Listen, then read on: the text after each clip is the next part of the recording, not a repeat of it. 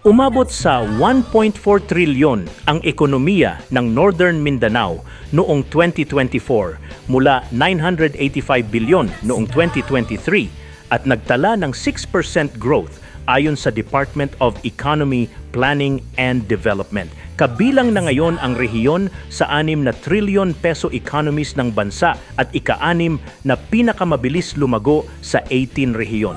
Pinangunahan ng industry sector ang pag-angat sa 7.5% growth habang bahagyang bumagal ang services sector sa 7.4% at halos walang galaw ang agriculture sa 0.05% dahil sa El Nino.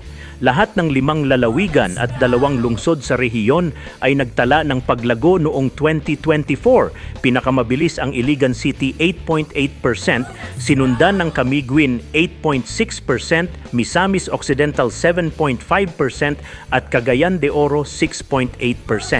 Nanguna ang Bukidnon sa agrikultura, Misamis Oriental sa industriya at Cagayan de Oro City sa serbisyo.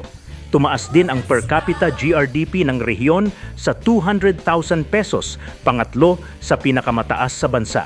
Patuloy namang itinuturing ang Northern Mindanao bilang matatag na sentro ng paglago at oportunidad sa Mindanao. Ako po si Philip Double P. Piccio para sa Balitang Unang Sigaw.